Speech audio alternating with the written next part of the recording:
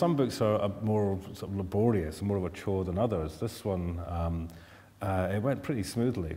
I think probably Garbatail went even smoother, you know, but in some ways almost too smoothly in a sense. Why did you say that?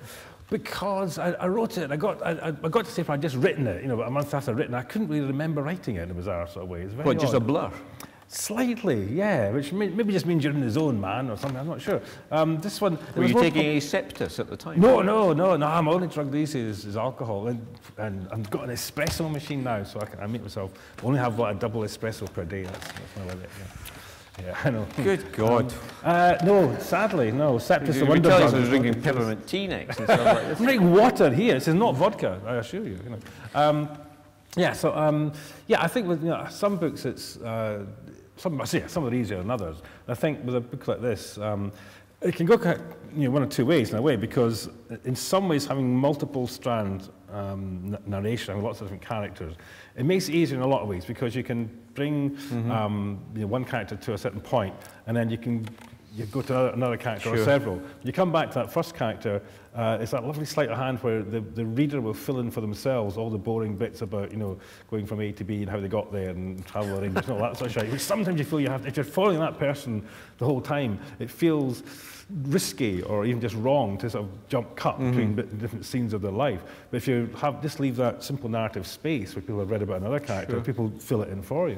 So that's a good way of doing it. On the other hand, you can kind of lose track sometimes, and that's where you kind of have to have them quite sort of settled in your own head, so that you don't sort of start writing some person's one of the character's point of view in the voice, the tone of one of the others. So as long as you keep it organised, it's okay. I mean, the way I write is to do a lot of preparatory work. I have to do about 6 months of thinking quite hard about the book. Well, it starts off fairly, Yeah, surely this has had to be pretty meticulously planned from the start. I mean, because, well, you say there's multiple narrators. They're all driving towards a conclusion.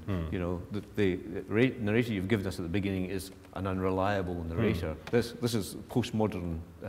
Oh yeah, Well, it says apparently an unreliable narrator. Apparently, yeah. May well be. But yeah, I mean, So I feel like I'm not sure you could write a book like this, starting just with an initial idea and then going on and seeing how it took you. But it would take you years and years and years, because you'd be bound to, go paint yourself into corners, and got box canyons or whatever metaphor you want to employ. You'd be getting it wrong all the time. You have to backtrack and try a different approach.